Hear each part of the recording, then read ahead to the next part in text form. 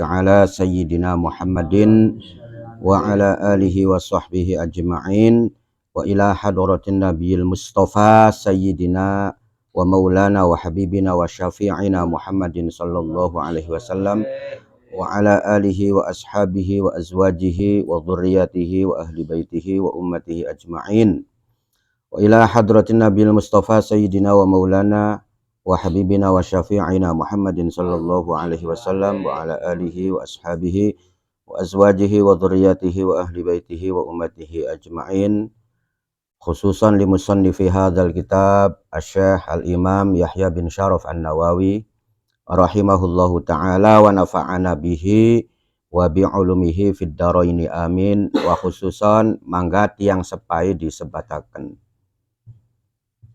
laruhabiyah.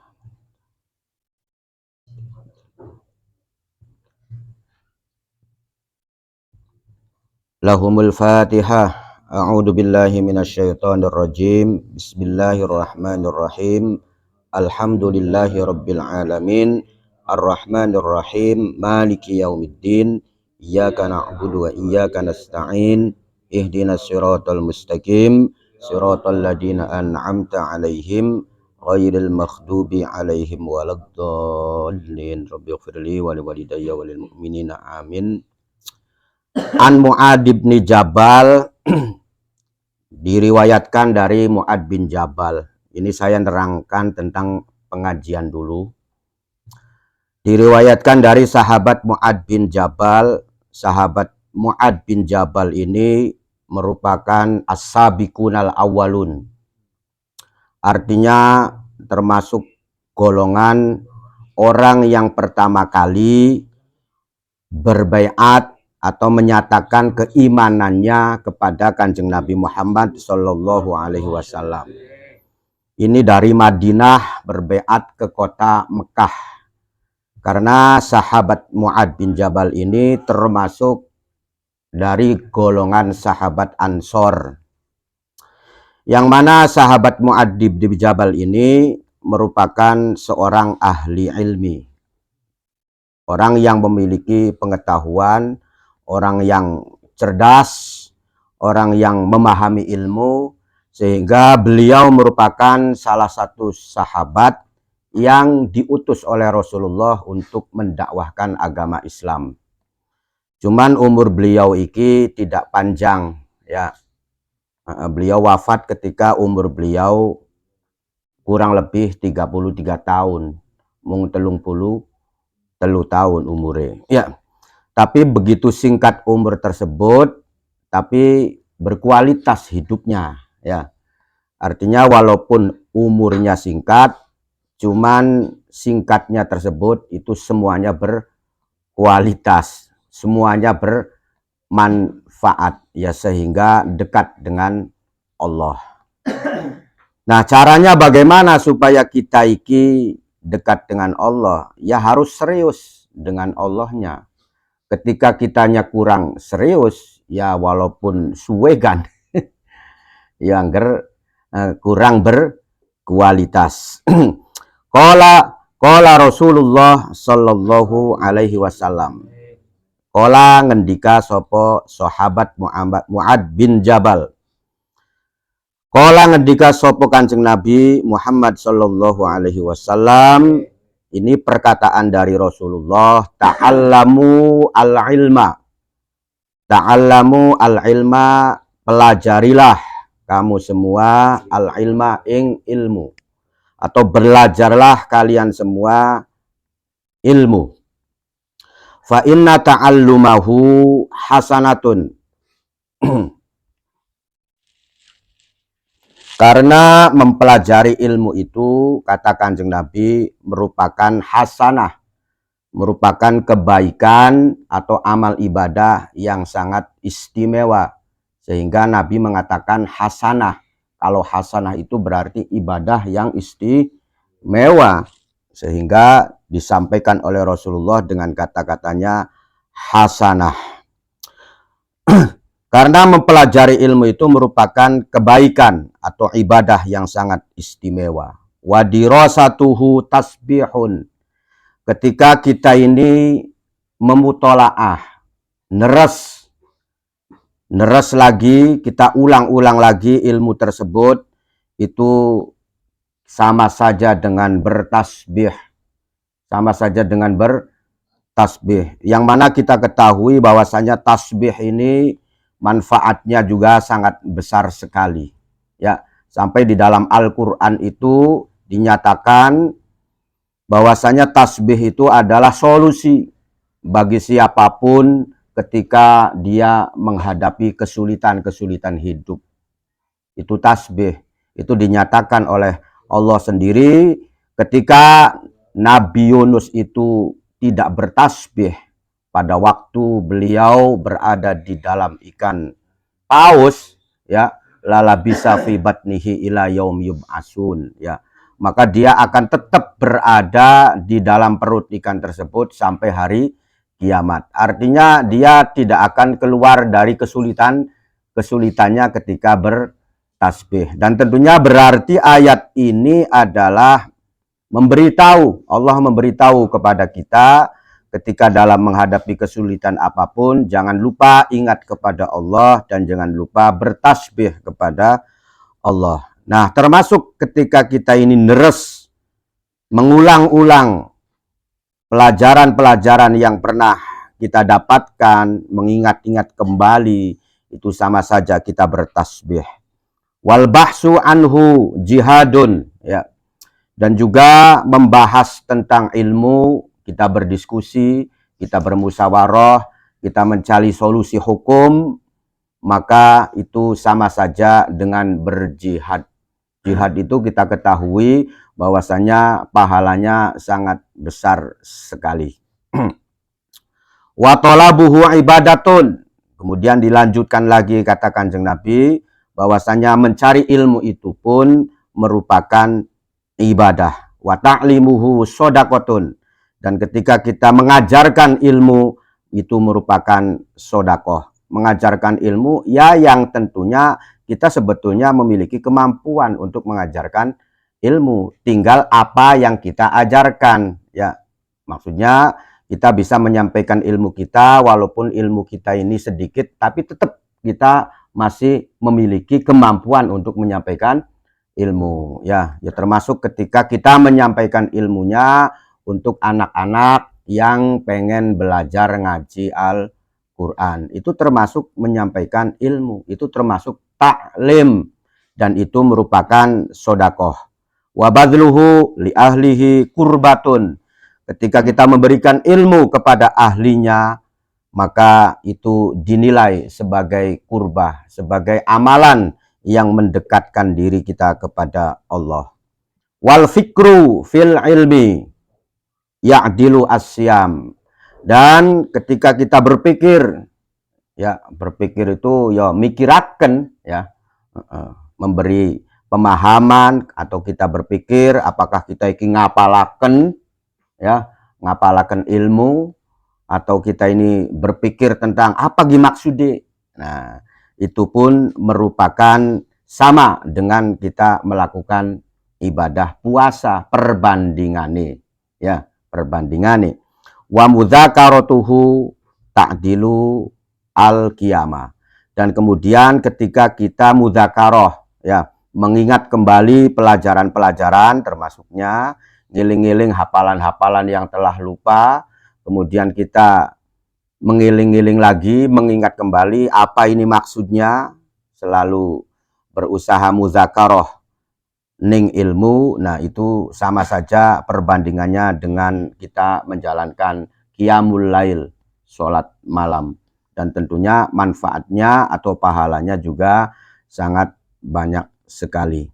Artinya dari hadis ini dapat kita ambil kesimpulannya bahwasanya ketika kita melangkahkan kaki atau ketika kita ini ngaji, menuntut ilmu, maka di situ banyak sekali fadilahnya, kemanfaatannya, dan keutamaan-keutamaannya.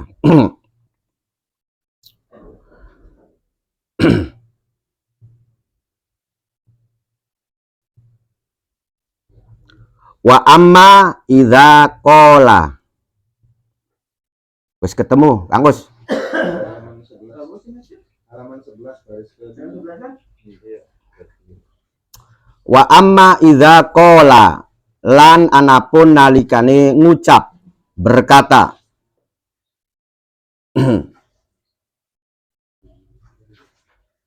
Sopo al-junub wal haid, orang yang dalam kondisi junub atau orang yang dalam kondisi haid, ya.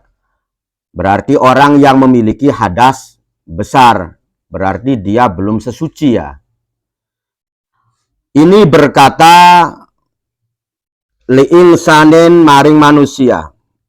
Dia mengatakan, yang dikatakannya adalah khudhil kitaba bikuwah, ya. Khudhil kitaba bikuwah. Ini merupakan ayat daripada Al-Qur'an, ya. Yang artinya ambillah kitab itu dengan kemampuanmu, ya. Maksudnya kita ngomong ning wong tapi tujuannya kita tidak membaca Al-Qur'an, ya. Tidak membaca Al-Qur'an, tapi kita menyuruh seseorang untuk mengambilkan buku misalkan, atau mengambilkan kitab, ya, atau mengambilkan sesuatu dengan mengatakan khudil kitaba bikuwah, ya.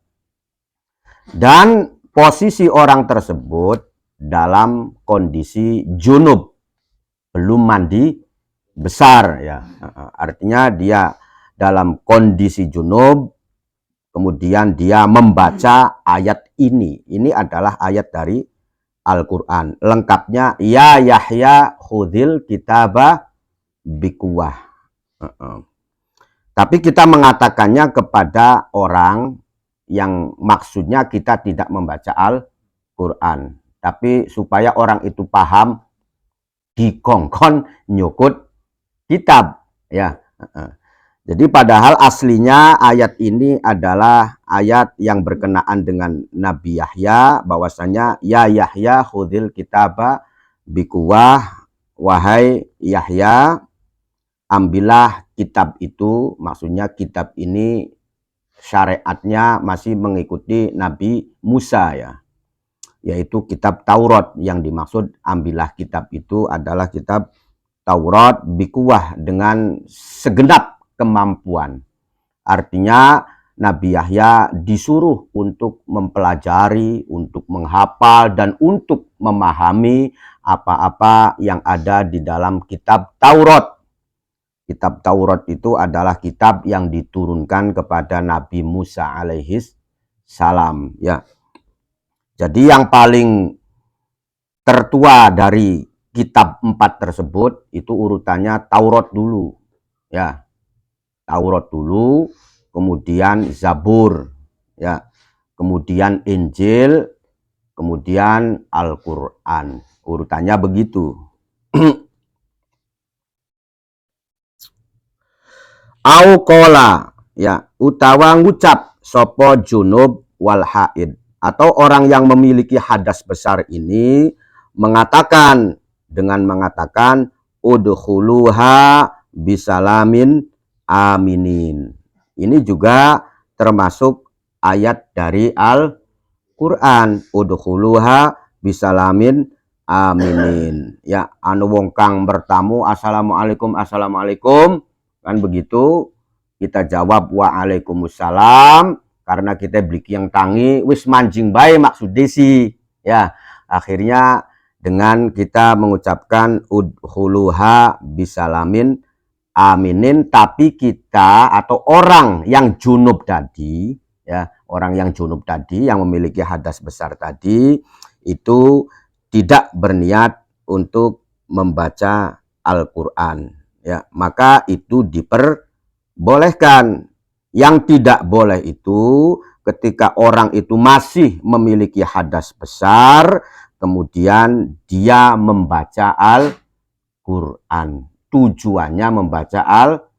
Quran. Tapi kalau tujuannya tidak untuk membaca Al-Quran, ya maka diperbolehkan. Ya, wong meninggal, ya kita dalam kondisi junub, durung adus gede, ya. Kemudian kita mengatakan inna lillahi wa inna ilaihi roji'un. Nah, ini ketika niatnya itu adalah niat untuk berzikir, bukan niat membaca Al-Quran, ya maka boleh. Nah, kita kan niati kan berzikir supaya nginget-nginget bahwasanya kita ketika terkena musibah, maka dianjurkan bagi kita mengatakan inna lillahi wa inna ilaihi roji'un. Itu anjuran juga. Karena apa? Ya karena sikap daripada orang yang bersabar itu adalah ketika terkena musibah, maka dia mengatakan inna lillahi wa inna ilaihi roji'un.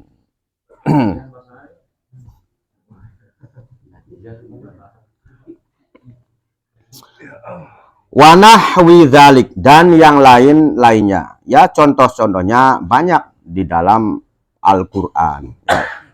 Ketika kita mengucapkan Bismillahirrahmanirrahim, ya tujuannya berzikir, ya boleh.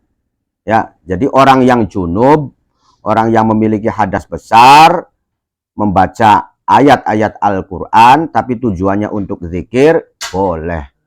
Ya, jadi pengenan mangan, kita kondisi junub.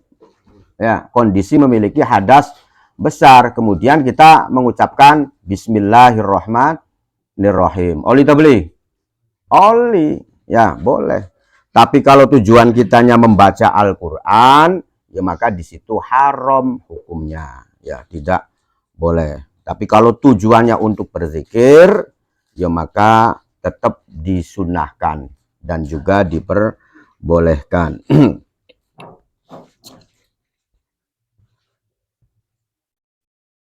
Fa'in kosoda mangka lamunan neja atau bertujuan soposi al junub wal haid, bertujuan ghairul qur'ani ing selaine maca Al-Qur'an, ya, lam tahrum mangka ora haram, ya, opo perkataan al-kitaba bikuwah atau udkhuluha bisalamin aminin, ya. Jadi lam yahrum maka ora haram opo kaul atau perkataan tadi, ya. Perkataan tadi, perkataan yang diambil dari Al-Qur'an. Wis paham ya?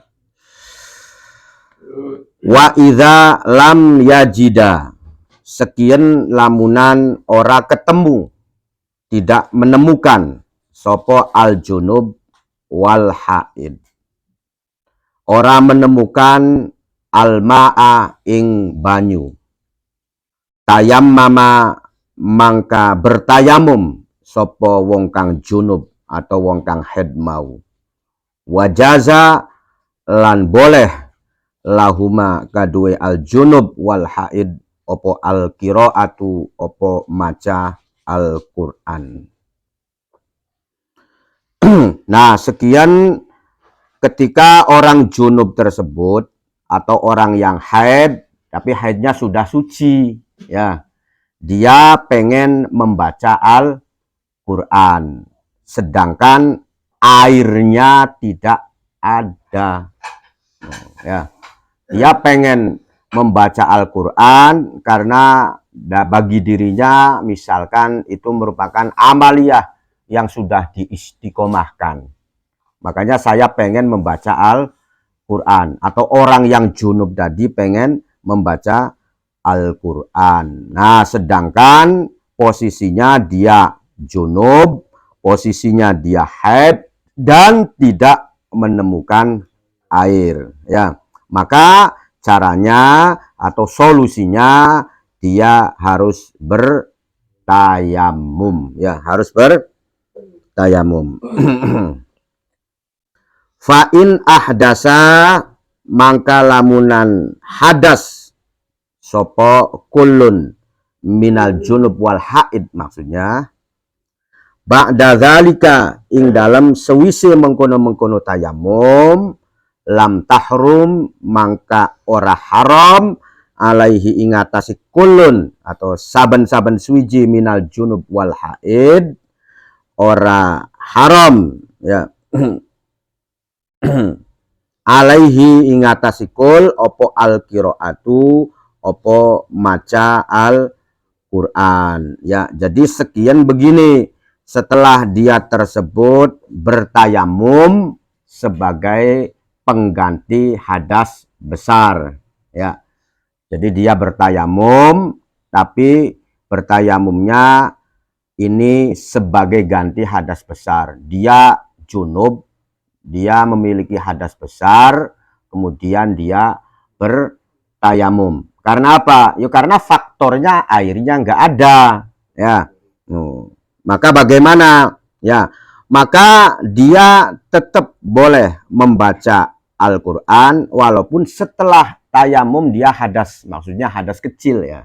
Ya, jadi wis adus gede, dudu adus gede, artinya sudah bertayamum sebagai ganti dari mandi besar, kemudian dia ngentut, ya, maka dia tetap boleh untuk melakukan aktivitas membaca Al-Quran, ya. Tapi kalau untuk sholat, ya nggak boleh, ya, harus tayamum lagi, ya. Jadi bagi orang, ya boleh lah, boleh. Jadi yang berkaitan larangan untuk mandi besar semuanya boleh ya, karena dia yang batalnya itu hanya hadas kecil. Kalau hadas besar dia tidak batal ya, artinya walaupun hadas besarnya itu digantikan dengan cara bertayamum ya, dia kan nggak mandi besar tapi pengen membaca Al-Quran ya, maka solusinya adalah ya bertayamum ya. Nah setelah bertayamum, nah kemudian dia hadas kecil, ngising misalkan paman ya, utawa ngentut ya, maka dia tetap boleh untuk melakukan aktivitas-aktivitas yang berkaitan dengan hadas besar, maksudnya membaca Al-Quran tetap boleh, memegang Al-Quran tetap non. Ya enggak, kalau hanya sekedar untuk membaca Al-Quran sih ya. Tapi kalau misalkan untuk sholat ya, maka dia tayamum lagi kalau kaitannya dengan sholat. Paham ya? Oh, dorong jelas. Jadi begini ya, ketika ada seseorang dia junub, junub itu dia itu memiliki hadas besar ya, memiliki hadas besar ya, pengenan adus, bajunya nggak ada ya, dia pengen mandi besar tapi airnya nggak ada ya. Nah sedangkan dia pengen sekali membaca Al-Quran, pengen sekali membaca Al-Quran, pengen deres Al-Quran lah, maka solusinya bagaimana? Yo dia bertayamum ya, dia bertayamum ya. Nah setelah bertayamum baru boleh dia membaca Al-Quran ya, membaca Al-Quran kan ya. Nah ini tadi perlu diperjelas lagi ya. Nah sekarang bagaimana ketika dia hadas ya, artinya hadas kecil ya, sesudah tayamum sebagai ganti mandi besar, kemudian dia hadas kecil, maka yang bertentangan dengan hadas-hadas kecil ya itu tidak boleh dilakukan, atau yang berkenaan dengan hadas-hadas kecil itu tidak boleh dilakukan. Apa saja contohnya? Ya sholat nggak boleh, termasuk memegang Al-Quran ya, itu tadi yang ya, saya ralat ya, saya ralat ya. Boleh kalau membaca boleh, Tapi memegang Al-Quran ini nggak boleh ya, karena itu pun butuh suci dari hadas kecil ketika memegang Al-Quran ya. Untuk sholat nggak boleh. Pengen masuk Quran, pengen megang mushaf, apakah kudu tayamum maning to pribe? Ya harus tayamum lagi karena dia sudah batal hadas kecil. Kan begitu ya. Nah, ini kan dibedakan nanti ketika misalkan dalam posisi yang diterangkan dalam kitab Kifayatul Ahyar ya. Tadi kudu konsentrasi gini dipahami ya. Ya. Jadi pokoknya hal-hal yang berkenaan dengan hadas kecil tetap tidak boleh ya. Contohnya misalkan sholat, kemudian memegang Al-Quran, kan begitu. Dia harus tayamum lagi karena dia sudah terkena hadas kecil. Tapi untuk hal-hal yang berkaitan dengan hadas besar kayak dini maca larangan nikah ya, itu tetap diperbolehkan.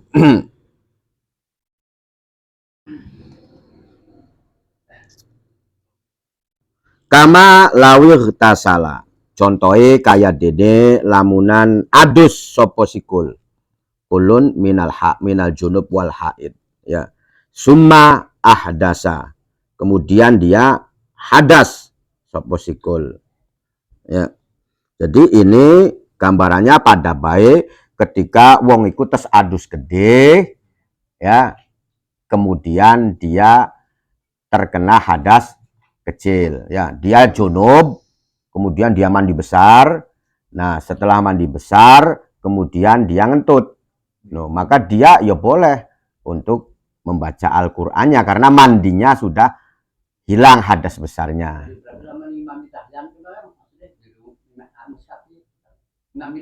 Boleh, iya kan. Kalau ngimami tahlilan sih ketika kita niatnya zikir boleh paman. Dalam kondisi junub pun boleh ya. Ketika tujuannya kita zikir ya, tujuannya tidak membaca Al-Qur'an ya.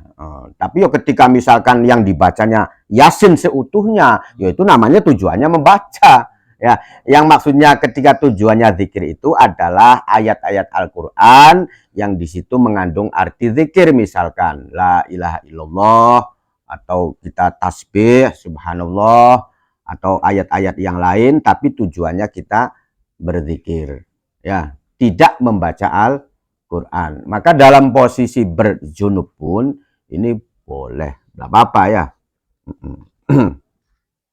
Bahasa kan dikit kan dioli kan bil kulub, bilisan gitu. Kalau masalah bil kulub sih boleh semuanya ya. Maksudnya membaca Al-Qur'an juga boleh kalau membacanya dengan hati itu ya. Jadi orang yang junub bagaimana aja ketika hatinya menerawang atau membaca Al-Qur'an tapi dia tidak mengatakan, nah itu boleh mutlak. Nah kalau di sini sih mengeluarkan suara, membaca, itu nanti yang berbeda hukumnya. Kalau hukum yang awal itu adalah dia tidak bersuara atau hanya sekedar menggerakkan lisannya saja ya, itu boleh ya. Jadi pedo komat kamit tapi suaranya belum metu paman ya, pedo mangap, tapi maksudnya dia mengatakan bacaan Al-Qur'an, ini masih boleh ya. Kalau di dalam hati ya lebih boleh lagi ya.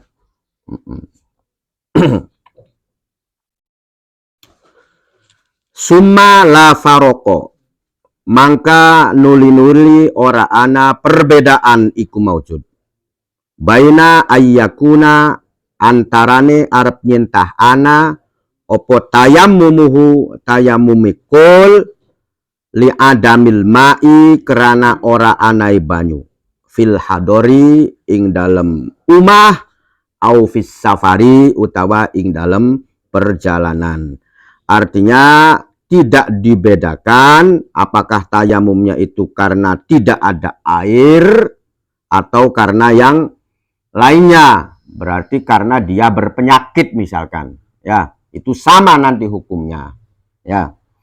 Dan juga tidak ada dibedakan apakah dia itu tayamumnya di rumah atau di perjalanan. Semuanya sama, tetap boleh membaca Al-Quran. Ya, falahu mangka ikut tetap kadui kulun minal junub wal haid, bagi orang junub yang haid itu ayyaqra'a utawi arep nyentah maca sapa si kulun Al-Qur'ana ing Al-Qur'an ba'dahu suwise tayamum wa in ahdasa senejan hadas cilik atau ketekaan hadas cilik sapa wong. Ya, artinya tidak dibedakan tayamumnya apakah di rumah atau di perjalanan. Ya, maksudnya dia itu ningumu junub tapi pengen maca Al-Quran. Akhirnya dia bertayamum karena airnya enggak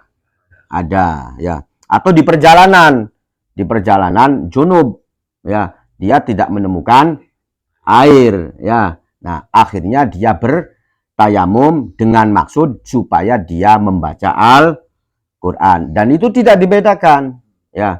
Walaupun ini statusnya kan beda. Orang bertayamum di rumah dengan tayamum musafir itu beda, Gus. Ya, maksudnya nanti statusnya beda.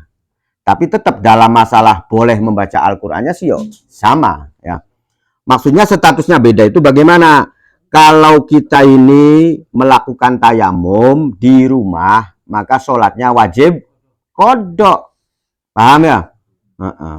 Jadi kebiasaan kita di rumah, biasa air, kemudian terjadi ninggange kemarau, nah kemudian sulit untuk mendapatkan air sama sekali, dia bertayamum, maka sholatnya kan wajib kodok. Nah, kalau dalam perjalanan itu namanya musafir, itu tidak wajib kodok, ya, walaupun nanti ada perincian-perinciannya, ya.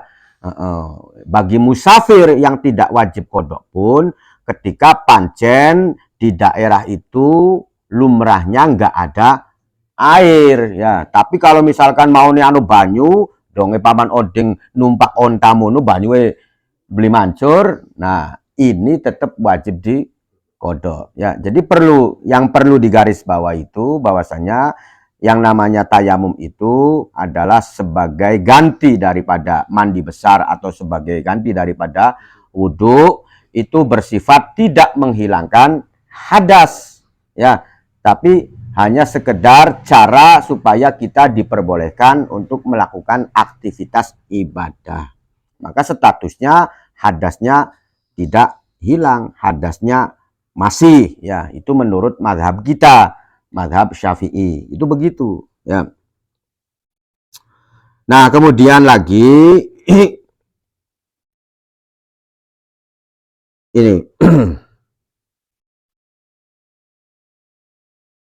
waqala ba'du ashabina, lan berkata sopo ba'du ashabina, sebagiane pira-pira ashabi Syafi'iyah, ya. Artinya ashabina iki di sini dijelaskan bahwasanya ashabus Syafi'i, murid-murid Imam Syafi'i atau orang-orang yang mengikuti pemikiran mazhab Syafi'i, namanya ashabus Syafi'i. Itu sebagiannya ada yang berpendapat, ya. Pendapatnya bagaimana? Ingkana lamunan ana opo tayamum, ya, ana iku fil hadori ing dalam umah, sholat mangka sholat, ya, atau ingkana lamunan ana sopo mutayamim, maksudnya orang yang bertayamum, ana iku fil hadori ing dalam umah, sholat mangka sholat sopo orang kang bertayamum tadi, mutayamim, ya, bihi kelawan tayamum, ya, wa qoro'a lan maca, ya, wa qoro'a lan maca sopo wong mutayamim, maksudnya bihi kelawan tayamum mau, dengan menggunakan tayamumnya tadi, fis sholati ing dalem salat, ya. Wala yajuzu lan ora wenang opo ayak roa, opo arep nyentah maca sapa man utawa mutayamim kharija sholati ing dalem sejabahe salat, ya. Wasohihu dene utawi pendapat kang sahih iku jawazuhu, iku oliye kiroah atau boleh membaca kharija sholati kama kaya dene keterangan kodamna kang wis dinginaken sapa kita hu ing ma. Ini ada pendapat dari sebagian ashabus Syafi'i yang mengatakan bagi orang yang junub tadi, ya, bagi orang yang junub tadi ketika dia itu tayamumnya di rumah. Ya, ini di rumah. Maksudnya nanti hukumnya kan beda. Orang tayamum di rumah dengan tayamum di perjalanan ini beda. Ya, tadi sudah saya terangkan kalau di rumah wajib kodok sholatnya, kalau dalam perjalanan sebagai musafir tidak wajib di kodok. Ya, nah ini pendapat sebagian murid-murid atau pengikut-pengikut Imam Syafi'i mengatakan kalau memang dia tersebut tayamumnya itu di rumah, maka dia sholat. Ya, ini tayamum sebagai pengganti mandi junub, ya. Keterangannya di sini tayamum sebagai pengganti mandi junub, ya. Maka dia sholat dengan memakai tayamum tadi dan dia membaca Al-Qur'annya pada waktu sholat. Ya, maksudnya membaca Fatihah atau membaca surat yang lainnya, surat kulhunya atau apanya, itu hanya di dalam sholat diperbolehkannya begitu maksudnya, ya. Dan juga tidak boleh dibaca di luar sholat. Kok boko sholat seperagat sih aja maca kuen. Nah, ini menurut sebagian, ya. Menurut sebagian ashabus Syafi'i ini berpendapat demikian, ya. Maksudnya kita hargai sebagai kekayaan hazanah berpikir, ya. Adapun yang sahih, ini pendapat yang sahih, ya. Pendapat yang sahih, pendapat yang lebih unggul itu boleh dibaca di luar sholat, ya. Jadi pendapat yang unggul sih wis nggak apa-apa di luar sholat pun kamu boleh membaca, ya, walaupun kamu itu posisinya junub, kan sudah diganti dengan tayamum, kan begitu, ya. Jadi di luar sholat pun tetap boleh dibaca. Ini pendapat yang sahihnya begitu, ya, sebagaimana telah diterangkan sebelumnya, ya.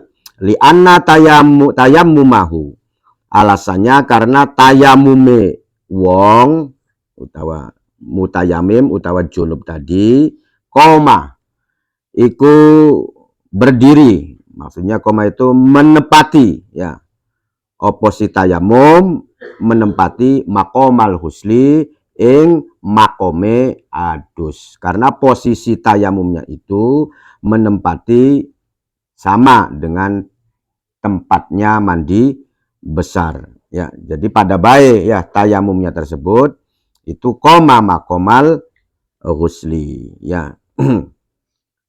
Alasannya begitu, ya, karena tayamumnya itu ya sama menempati atau sejajar dengan mandi besar, ya. Makanya boleh membaca Al-Qur'an. Wis jelas, ya. Anu Kang ditakonaken beli? No. Mangga. Yang kurang jelas itu waktu mandi junub dalam suatu kerjaan kok kena hadas kecil. Kan udah mandi kena hadas kecil kan. Jadi bisa melakukan baca Quran itu. Kalau membacanya boleh. Yang nggak boleh memegang.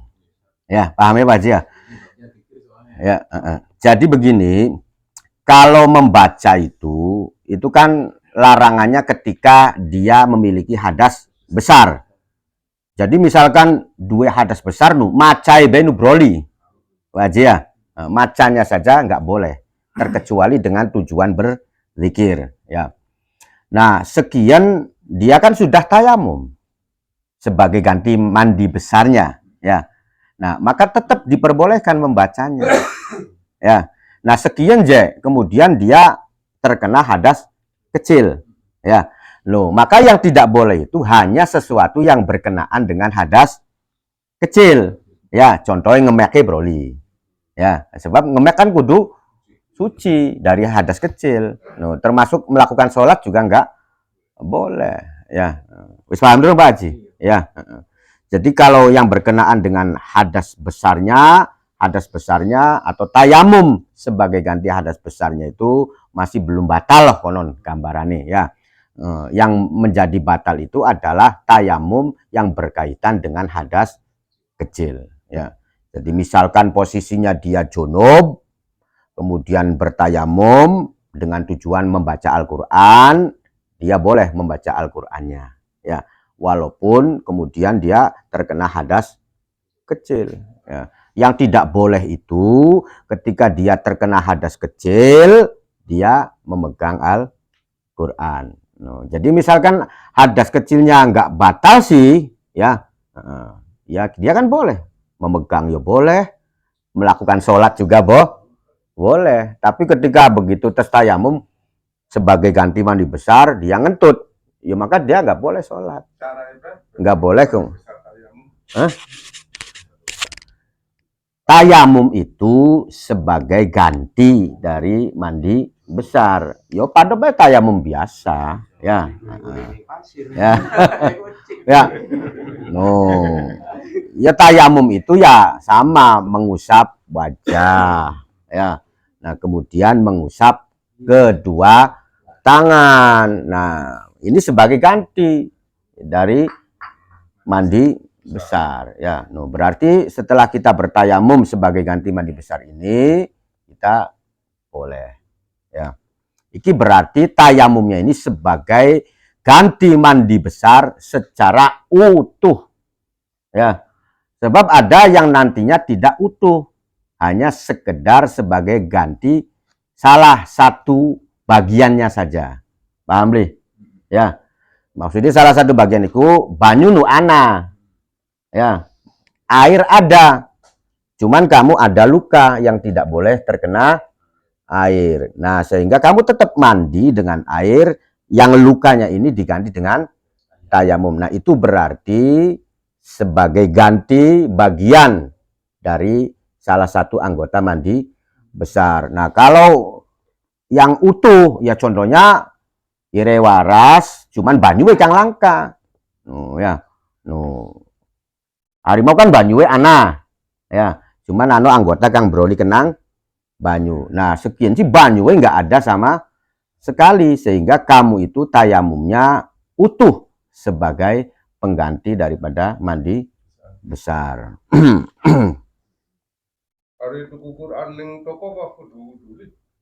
Ya kudu wudu lah. Ya, itu kudu wudu dengan.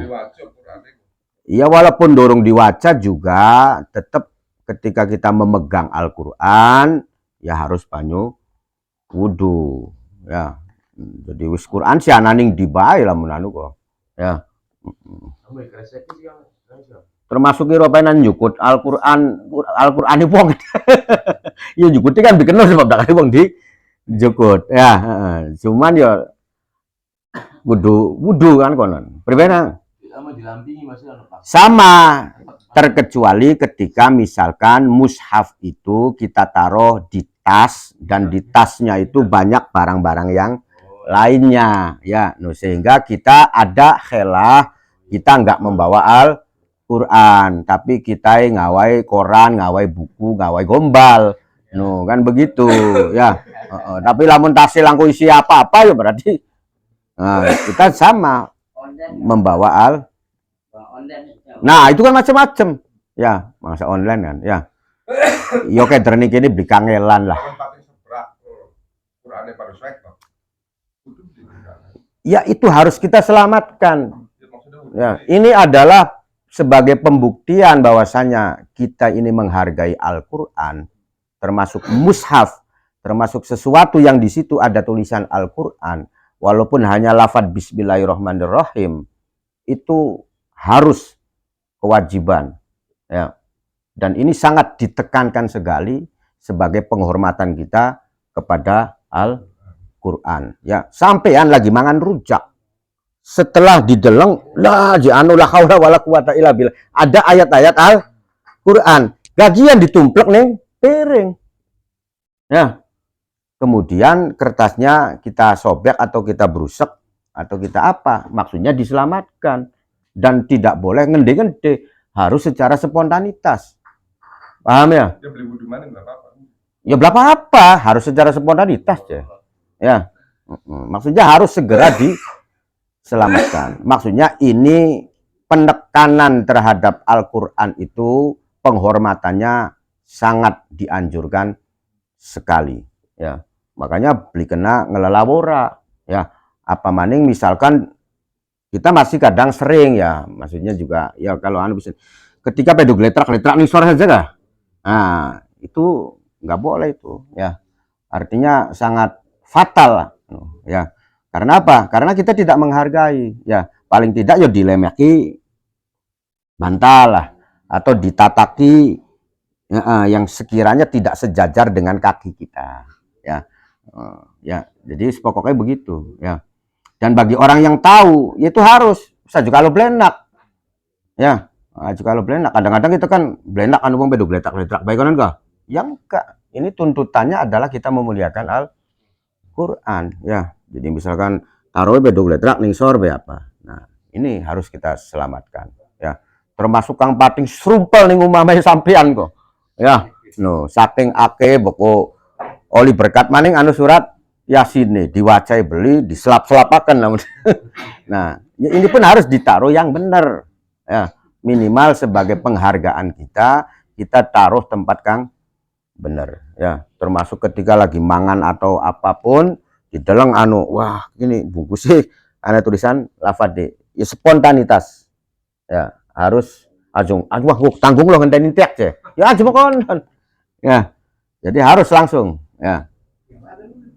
Non, ya ditaruh ning dower bapak kemudian dibakar juga nggak apa-apa, atau misalkan dibrusek taruh banyu dihilangkan tulisannya juga nggak apa-apa ya. Jadi ini termasuk apa sih penghormatan kita terhadap kalamullah atau terhadap Al-Quran itu. Kita juga dituntut ketika melihat tulisan yang di situ ada ayat-ayat Al-Quran, ketika peletakannya atau tempatnya tidak mulia, ya maka kita nggak harus segera spontan ya. Ya, termasuk nggak boleh menaruh Al-Quran kemudian ditumpuk dengan yang lain, ya, yang bukan Al-Quran. Ya, kalau Al-Quran sama Al-Quran ditumpuk nggak masalah. Ya. Bagaimana ditumpuk ke karo kitab Ihya Ulumuddin kan, ya, atau kitab Barzanji juga nggak boleh, ya. Apa maning ditumpuke karo buku nota, ya, atau ditumpuke karo gombal karo nggak boleh, ya. Harus posisinya itu paling atas, karena itu bentuk daripada penghormatan ya. Jadi kita Al-Quran sampeyan ditutupi karo kitab gini Al-Azkar misalkan ya, atau kitab Perjanji atau kitab Ihya lah ya, atau kitab yang lain-lain yang di situ bukan Al-Quran. Nah, maka nggak boleh ya. Kalau nggak boleh ya berarti haram, karena itu larangan ya, nggak boleh. Apa maning ditungkrep ditopong ya. Nah, itu. Ya. Ya, maksudnya tidak boleh menaruh sesuatu di atas Al-Quran. Ya, nggak boleh. Ya, termasuk ini ya yang kadang-kadang sering kita lupa itu adalah. Nah, nggak apa-apa, itu sih kan nggak langsung Kang Us. Ya, itu kan nggak langsung ya. Ada sap-sapannya. Maksudnya berkenaan secara langsung ya. Jadi ya kita anu dulu lah, artinya barangkali saja di rumah-rumah kita itu banyak terselip apakah tulisan bismillah, Kang Bungyan paman nulis bismillah antem bae kono terus pating serumpel ning anu ya diberesi ya diselamataken ya yasin Kang pating kelambruk ya sampai kadang-kadang diuyui coro diuyui tikus keding itu harus diselamatkan ya sebagai bentuk penghormatan kita terhadap kitab suci Al-Qur'an.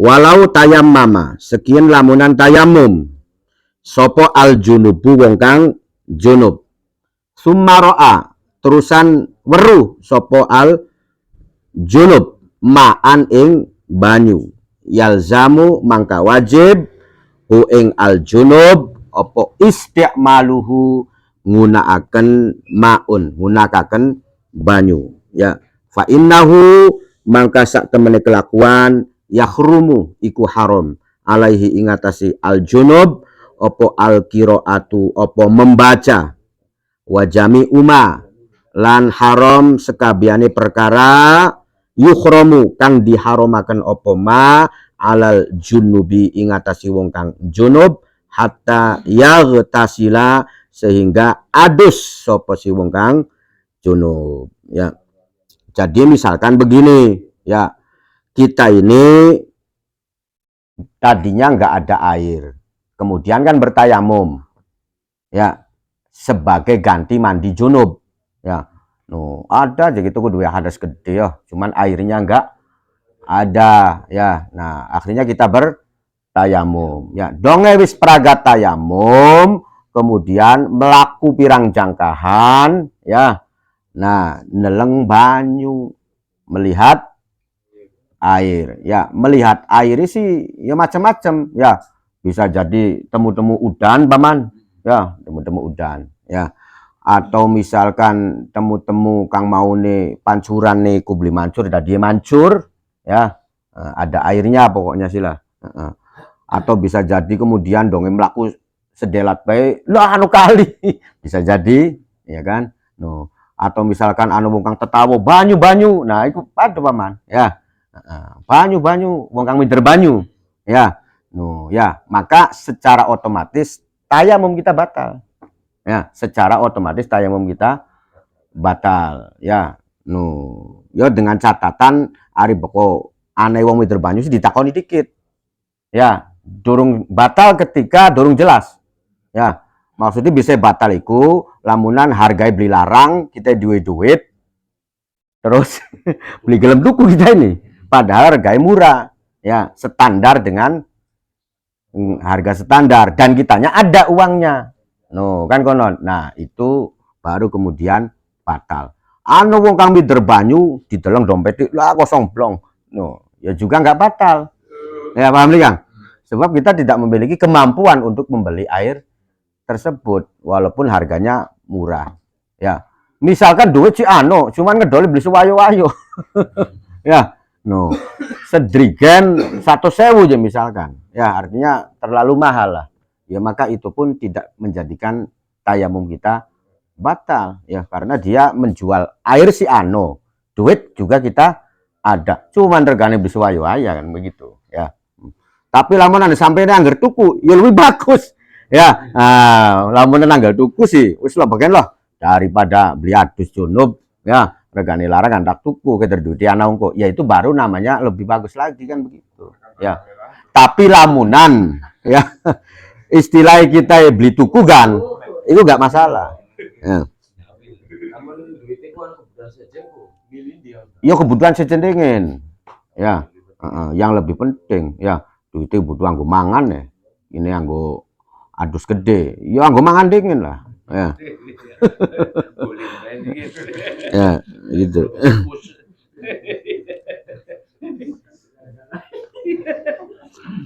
Nah maka bagi dia ketika melihat air secara spontan atau secara otomatis tayamumnya batal, maka bagi dia itu haram untuk membaca Al-Quran dan haram apa-apa yang diharamkan bagi orang yang junub ya, termasuk ketika mendek gelampang gelimpung ning masjid, iya kan. Itu nggak boleh ya. Jadi orang junub itu nggak boleh berdiam di masjid terkecuali liwat ya, kecuali liwat, nggak sampai berhenti, hanya sekedar liwat. Nah itu boleh ya. Walau tayammama, sekian lamunan tayamum sapa wong, wasolla lan salat sapa wong utawa mutayamim, wa qara'a lan maca Quran sapa mutayamim atau wong mau, wong kang junub ya. Ini langsung ke junub saja. Walau tayammama lamunan tayamum sapa junub, wasolla lan salat sapa junub, wa qara'a lan maca sapa al junub, maca Quran maksudnya. Summa aroda, kemudian dia ngarepaken at-tayammuma ing tayamum li hadasin karena arahi hadas, au li faridotin ukhra utawa karena kefarduan kang sejen, au li ghairi dzalik ya, atau karena yang lain-lainnya, lam tahrum mangka ora haram alaihi ingatasi junub opo al qiraatu opo qiraah maca Qur'ane.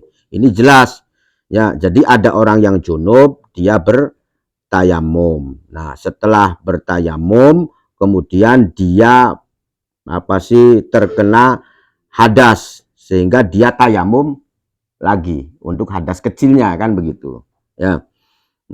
Atau misalkan dia tersebut bertayamum lagi itu untuk kefarduan yang lain ya. Maksudnya kefarduan yang lain itu kalau satu tayamum itu kan untuk satu fardu ya. Jadi misalkan duhur, sudah masuk waktu duhur kita bertayamum. Nanti kalau asar yuk kita tayamum lagi. Walaupun kita nggak batal, harus tayamum lagi. Satu fardu sholat itu untuk satu kali tayamum. Tapi kalau sholat sunnah bebas. Maka dia ya boleh membaca Al-Quran dan juga tidak diharamkan membaca Al-Quran tersebut. Hadza utawi iki la yakhrumu huwa hiya hada iku al-madzhabus shahih, iku pendapat mazhab kang shahih, al-mukhtar kang dipilih. Ini pendapat yang shahihnya begini ya. Wa fihi lan iku tetep ing dalem za, dan dalam ini katanya wajhun utawi ana wajah atau pendapat liba di ashabina kadue sebagiane pira-pira ashabi Syafi'i atau batur-batur kita, kata Imam Nawawinya, annahu sak temene qiraah iku yakhrumu iku haram apa qiraah, wa huwa utawi wajhun iku dhaifun iku lemah ya. Walaupun sebagian dari teman-teman saya atau ashabus Syafi'i itu ada yang mengatakan bahwasanya dia haram untuk membaca Al-Quran. Tapi ini pendapatnya lemah ya. Artinya pendapat yang kuat kita boleh untuk membaca Al-Quran. Amma idza lam yajid, sekin lamunan orang nemu sopo al-junubu, sopo wong kang junub, orang yang memiliki hadas besar, orang nemu ma'an ing banyu. Ini ada orang yang junub, dia tidak menemukan air, wala turoban, dan juga tidak menemukan debu ya. Banyu langka, debu langka. Ini di gini.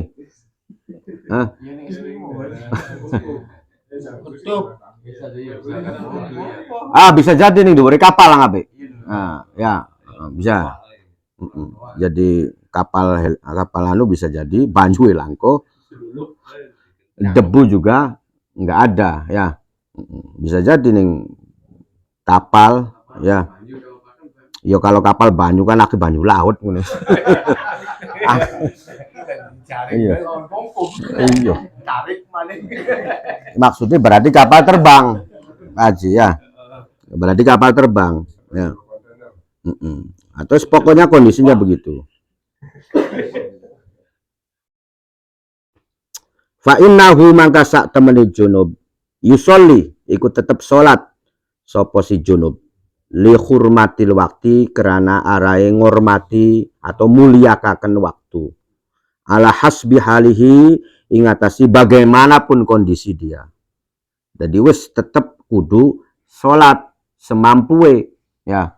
Bagenan dheweke memiliki hadas besar ya, yang apa pribadi suci ya, banyu langka, debu juga nggak ada, tapi dia tetap ngelakoni sholat li hurmatil waktu, tapi nanti setelah itu wajib dikodok sholatnya begitu. Artinya sholat ini dalam kondisi apapun, situasi apapun, kita tidak boleh meninggalkannya ya, kan konon ya. Makanya salah satu ibadah yang sangat penting sekali yaitu sholat ya. Artinya kita nggak ada tidak boleh untuk tidak meninggalkannya sama sekali. Makanya didesain sholat itu ketika tidak mampu berdiri, oli nyagok ya. Ketika nyagok nggak mampu, boleh turu miring, atang-atang ya.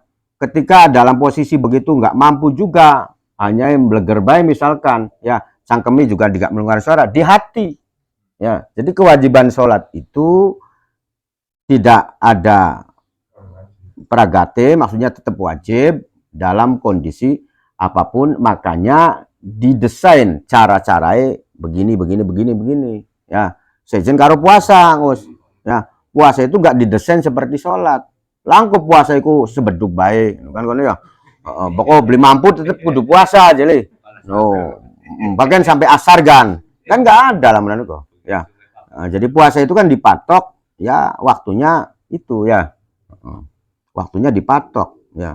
Dan bagi orang yang tidak mampu berpuasa utuh ya berarti dia nggak puasa ya. Jadi beda dengan sholat. Jadi langkau puasa separuh baik atau puasa sambungan, puasa apa nggak ada ya, syariatnya begitu.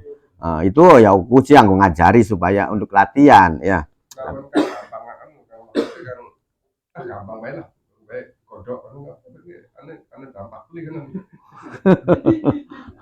Maksudnya dampak apa?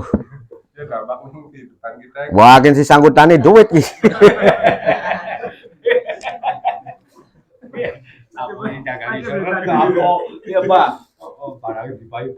Ya bisa jadilah. Karena Kang Takon, Kang Umar, ya bisa jadi. Ya. Jadi ketika kita memperlambat sesuatu ibadah, bisa jadi tekai rezeki juga lambat. Kan konon ya. Sebagai bahan introspeksi ya. Tapi bukan berarti kelembatan apa sih ketika kita ibadah wekel ya, nah kemudian rezeki kudu wekel maning misalkan, ya belum pasti juga kan begitu. Tapi untuk sebagai bahasa kita melakukan perenungan ya, setiap apapun yang kita lakukan itu pasti ada konsekuensinya, itu saja kan kono Gus ya. Nah konsekuensi apa aja yuk hari disambung-sambungaken bae ya. Wah gitu ku sembayangnya sering kodo, pantes bae lah menurut rezeki juga kodo kono ya. Bener dinokin oli bayaran kali gani wongnya mulur. Iya kan, ya itu kan bagian dari perenungan bahwasannya ya setiap amal yang kita lakukan itu pasti ada pembalasannya kan konon yang ya. Setiap kebaikan yang kita lakukan pasti dibalas dengan kebaikan. Setiap ketaatan yang kita lakukan pasti dibalas dengan kebahagiaan ya. Nah ketika misalkan keburukan ya dibalas juga dengan keburukan. Ketika misalkan kitanya nggak taat ya dibalas juga kali kan. Ini tekai rezekinya juga literatur misalkan ya. Ya. Nah itu sebagai bahan introspeksi, sebagai bahan perenungan ya.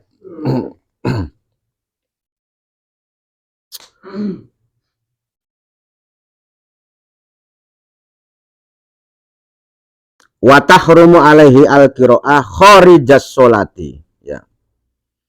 Wa tahrumu ya, lan haram alaihi ngatasi junub, wong kang junub tapi banyu langko debu langkung. Jadi dia nggak ada alat untuk bersesuci sama sekali. Opo al kiroatu, opo maca Al-Quran, khorija sholati ing dalam sejabai sholat. Ya, sejabai sholat. Jadi boleh dia membaca Al-Qurannya hanya di dalam sholat. Tapi kalau di luar sholat dia tidak boleh. Karena apa? Ya karena nggak ada alat atau sesuatu yang memperbolehkan dia. Ya, banyu nggak ada, ya kan? Tayamum juga nggak bisa karena debunya nggak ada. Ya, maka dia hanya diperbolehkan membaca Al-Qur'annya di dalam sholat, tapi tidak di luar sholat. Ya, jadi bisa jadi ini orang yang berpenyakit tidak boleh terkena air dan juga tidak boleh terkena debu. Ya, kenang banyu beli keno cari dokter, kenang debu kin duwe alergi debu. Ya, juga beli keno. Ya, nah berarti berbeda sholat ya begitu. Ya, nah cuman nanti bedanya kalau memang jangka waktunya itu lama melebihi dari batasan orang bermusafir, ya maka nggak dikodo nantinya. Ya, itu saja. Ya, misalkan sampai tahunan konon kok, masuk apa nang kodo sampai tahunan. Ya.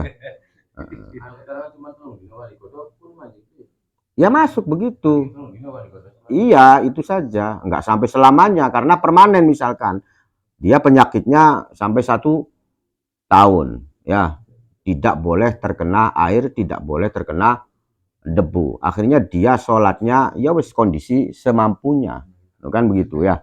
Maka ini batasannya ini yang wajib dikodok itu ya 3 hari itu. Nanti setelah itu dia nggak wajib kodok karena kondisinya ya semacam itu. Masuk saminan 2 tahun dikodok. Lidoruroti kerana wa yakhrumu alaihi ayyaqra'a fis sholati, dan bagi dia orang yang semacam ini, orang yang tidak menemukan air dan juga tidak menemukan debu atau tidak boleh menggunakan air, tidak menggunakan debu, ya. Opo ayyaqra'a, opo arep nyenta maca sapa si mau junub mau fis sholati ing dalam salat ma ing perkara atau ing ayat-ayat Al-Qur'an zada kang luwih opo ma alal Fatihati ing atasi surat Al-Fatihah. Jadi ya dalam sholat pun dia tidak boleh membaca kecuali Fatihahnya saja. Ya. Jadi kecuali Fatihah baik. Ya. Nah, ning sejabai sholat nggak boleh dibaca. Ya. Nah, ning jero sholat oli diwaca tapi diwates. Kang oli diwaca mung surat Al-Fatihah. Ya, sumakola wa hal tahrumu Al-Fatihah.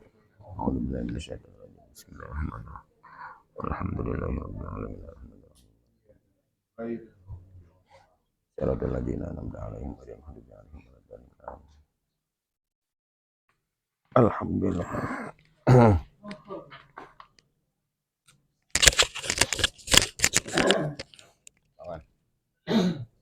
Kita aku pernah salah kalau saya di dalam orang kata itu kok gini kecil